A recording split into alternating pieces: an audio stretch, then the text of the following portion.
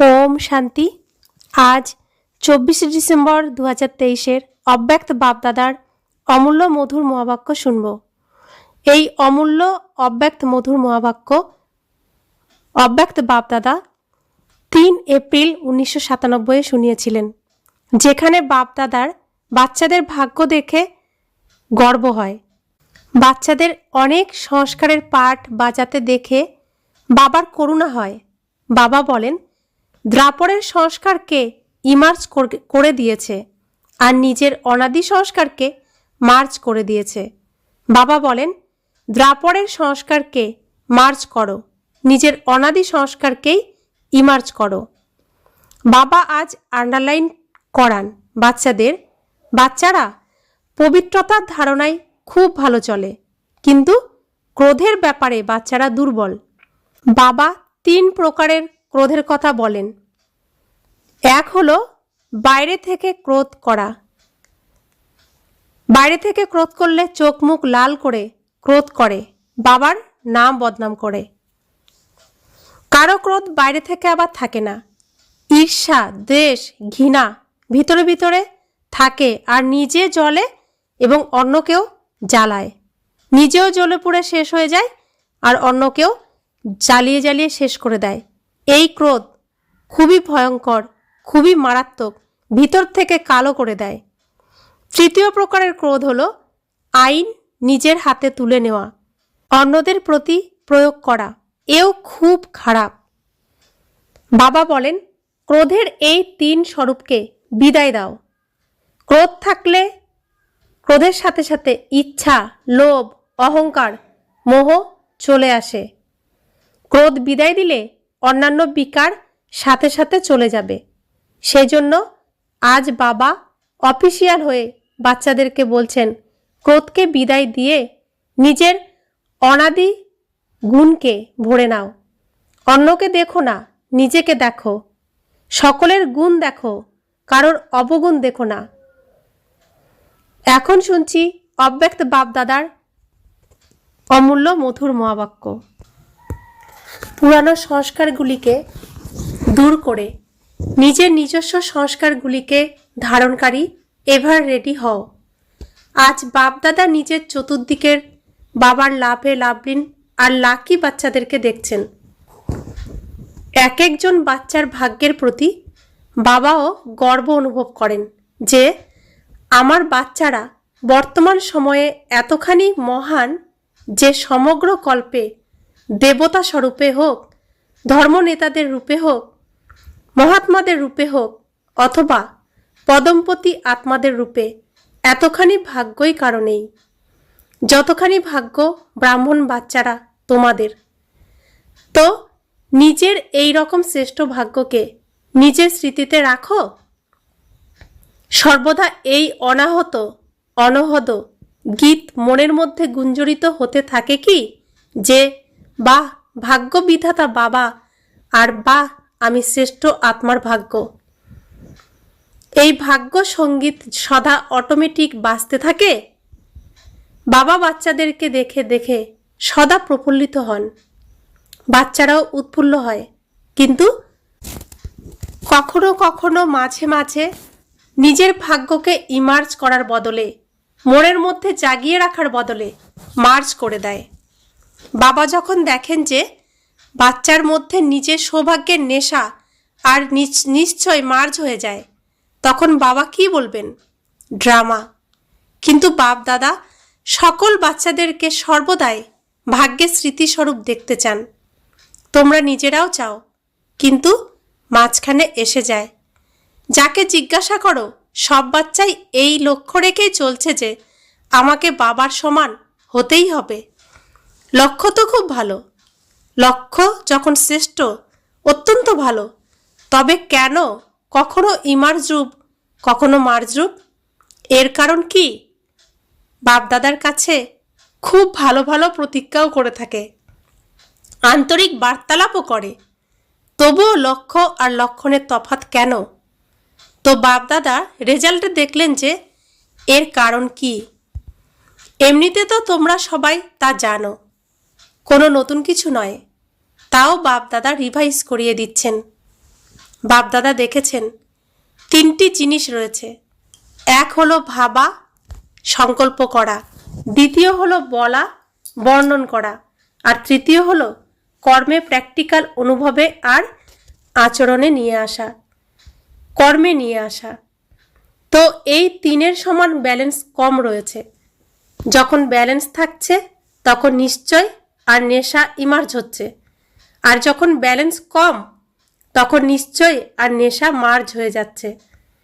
রেজাল্টে দেখা গেছে যে কোনো কিছু ভাবার গতি অত্যন্ত ভালো আর ফাস্টও, দ্রুত বলতে পারা আর নেশা সেটাও 75% ঠিক আছে।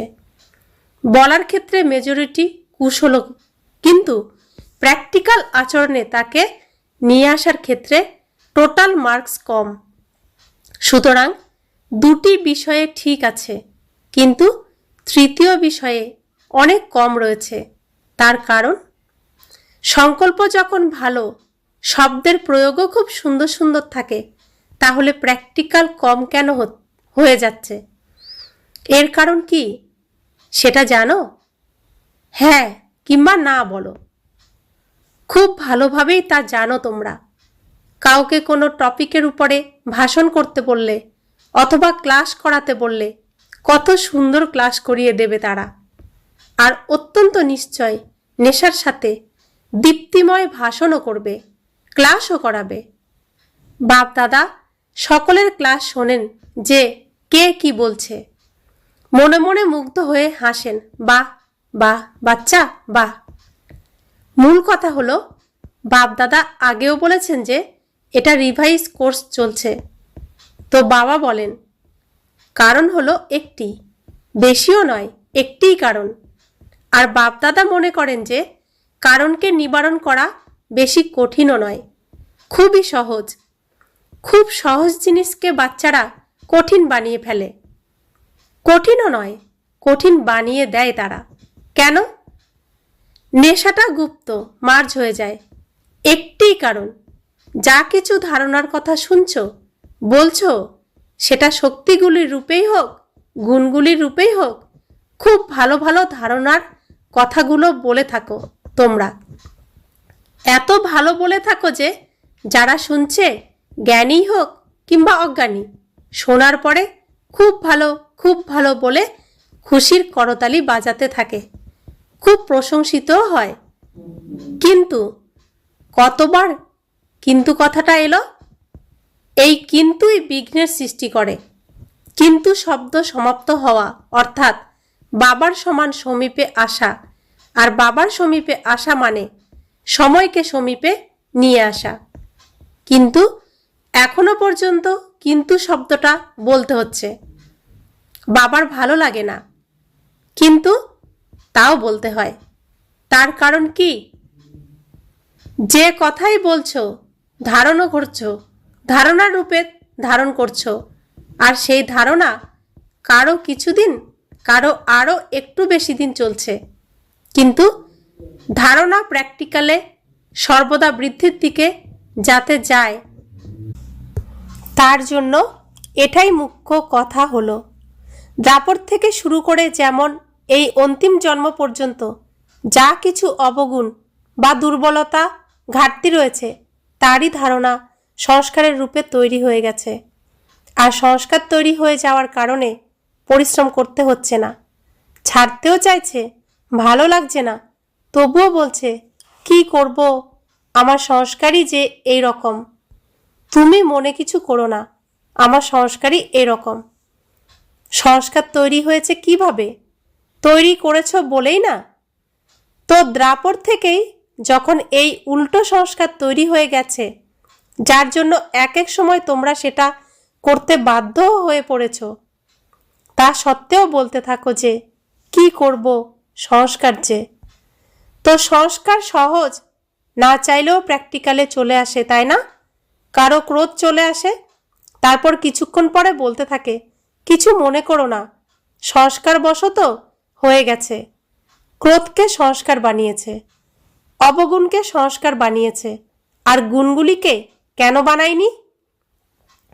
ক্রোধ যেমন অজ্ঞানতার শক্তি, আর জ্ঞানের শক্তি হলো শান্তি। সহ্য শক্তি রয়েছে।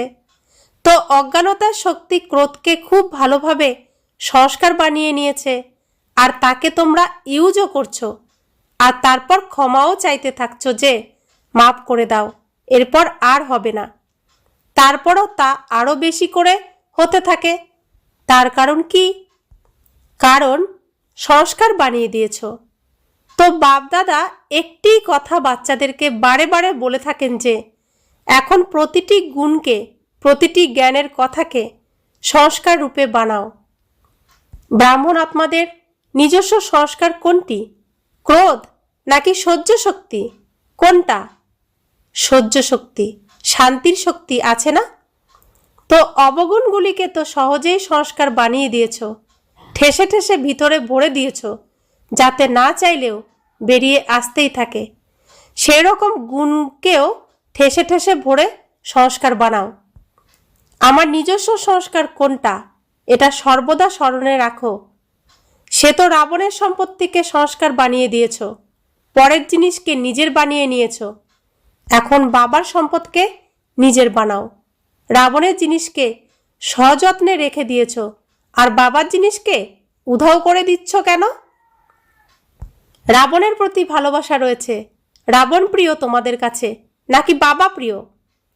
তোমরা সবাই তো বলবে বাবা সব থেকে প্রিয়, এটাই মন থেকে বলছো তো? কিন্তু যাকে ভালো লাগে তার কথাও তবে নিশ্চয়ই হৃদয়ে স্থায়ী হয়ে যাওয়া উচিত।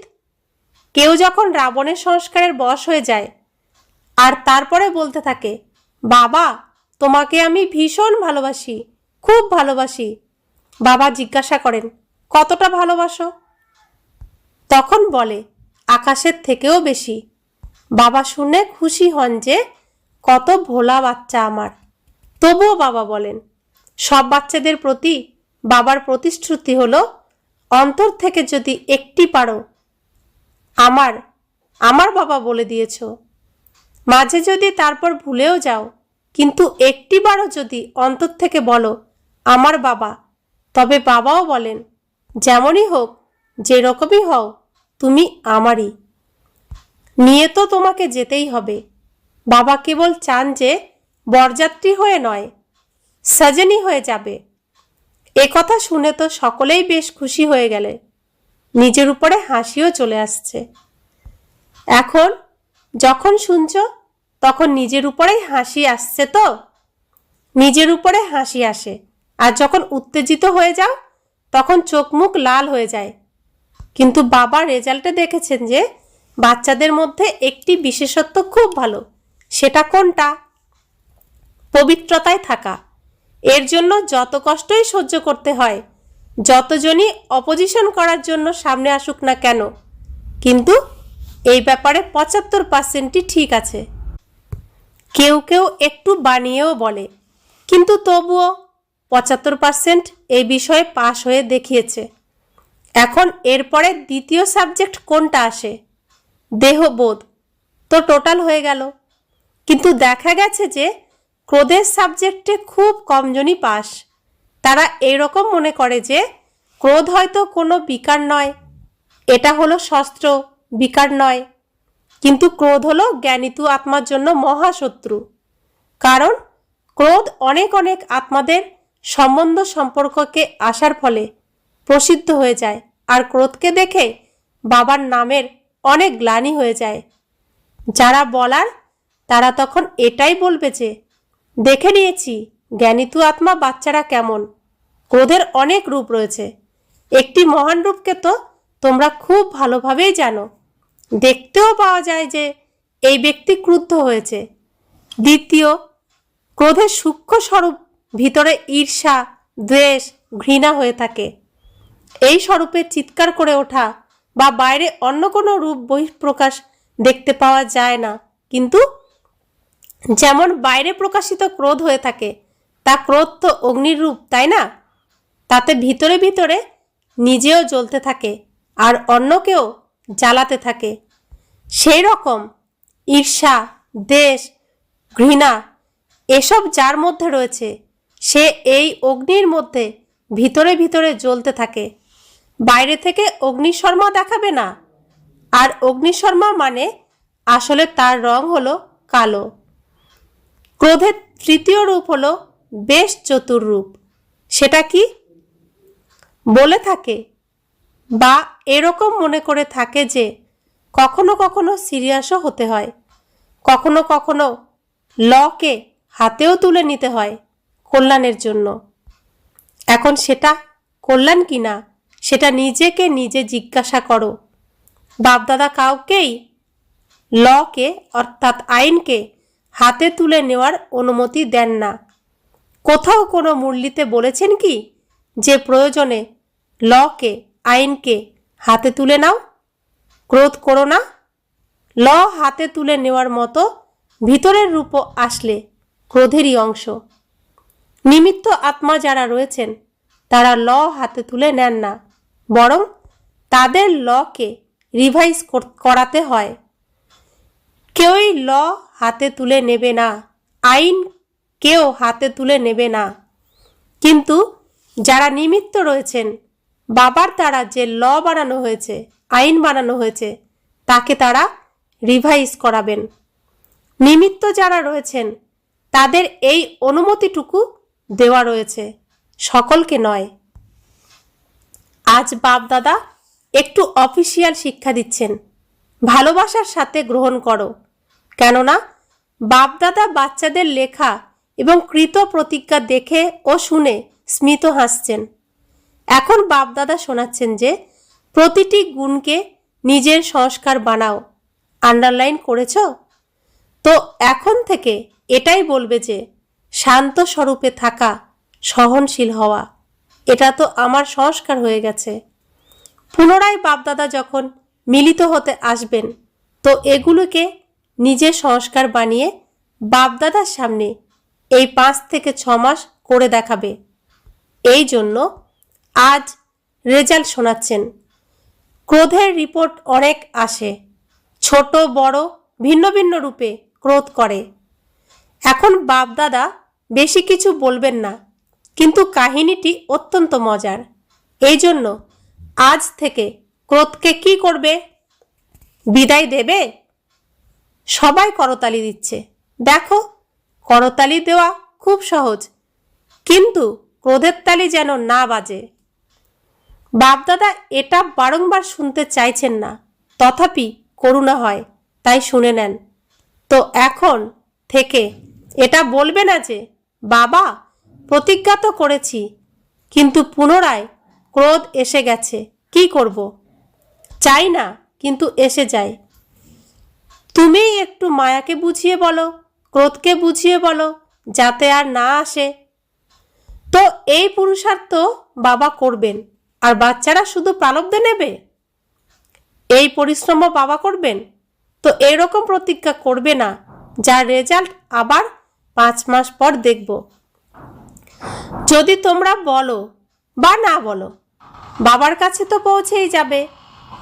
এরকম রেজাল্ট যেন না হয় যে কি করব হয়ে যায়, পরিস্থিতি এরকমভাবে আসে, কথা অনেক লম্বা হয়ে যায়, তাই না? বাবাকেও বোঝানোর প্রচেষ্টা করে। বড়ই হুঁশিয়ার বাচ্চা, বলে যে বাবা ছোটোখাটো বিষয় আমরা অতিক্রম করে ফেলি। এই পরিস্থিতিটা অনেক বড় ছিল, তাই না? এখন দোষ কার? পরিস্থিতির।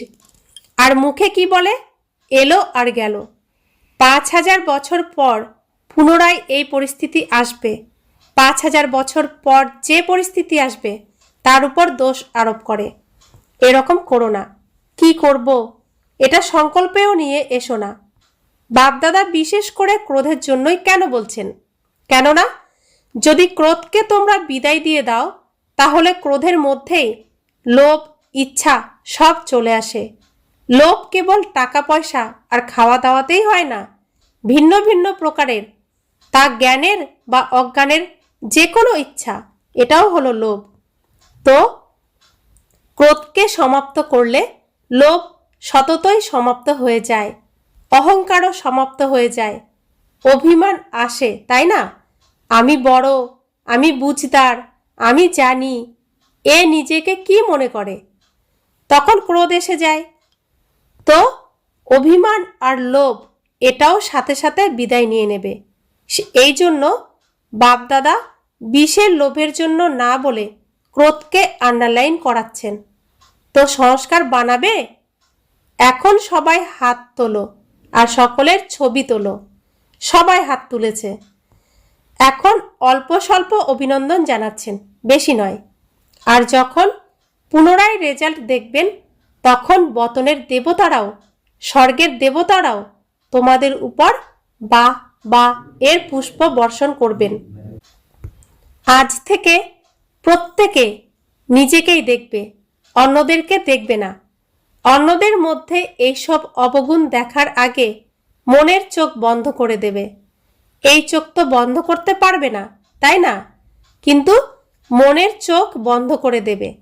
দ্বিতীয় জন ক্রোধ করছে নাকি তৃতীয় জন ক্রোধ করছে এটা আমার দেখার দরকার নেই। বাবা এতটাই ফোর্স জোর দিয়ে বলছেন যে যদি কোনো ব্যতিক্রমী মহারথীও এমন কোনো বিকর্ম করে তাহলেও দেখা বা শোনার পরিবর্তে মনকে অন্তর্মুখী করে নেবে। হাসির কথা শোনাবো?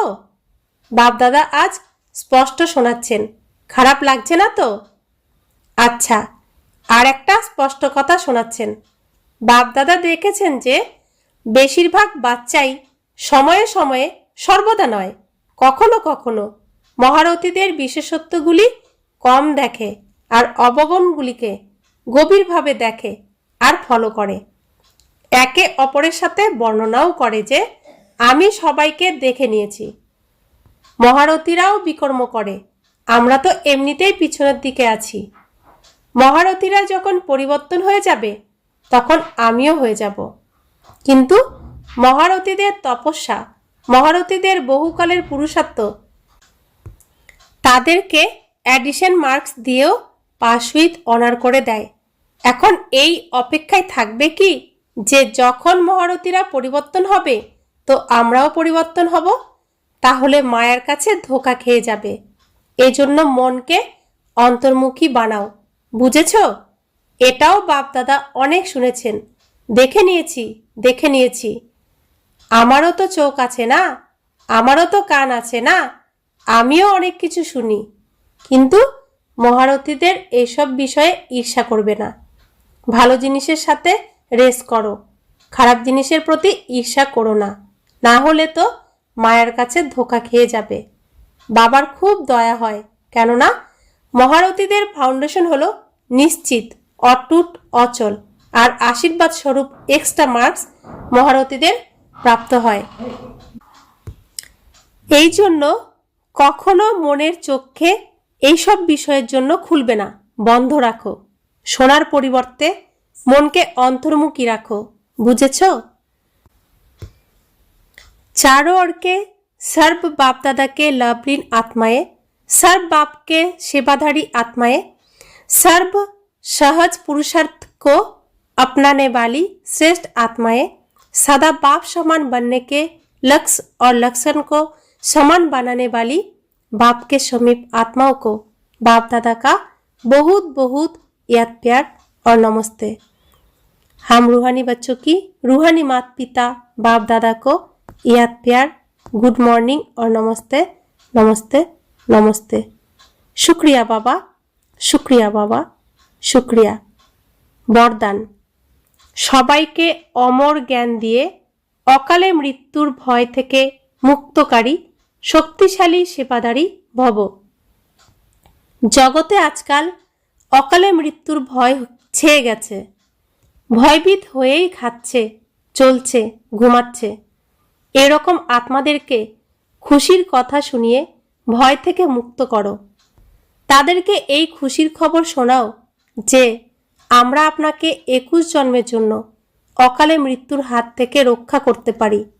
প্রত্যেক আত্মাকে অমর জ্ঞান দিয়ে অমর বানাও, যার দ্বারা তারা জন্ম জন্মান্তরের জন্য অকালে মৃত্যুর হাত থেকে বেঁচে যায়।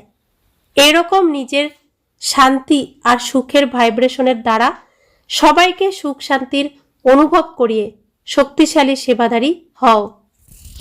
স্লোগান, স্মরণ আর সেবার ব্যালেন্সের দ্বারাই সকলের আশীর্বাদ প্রাপ্ত হয়।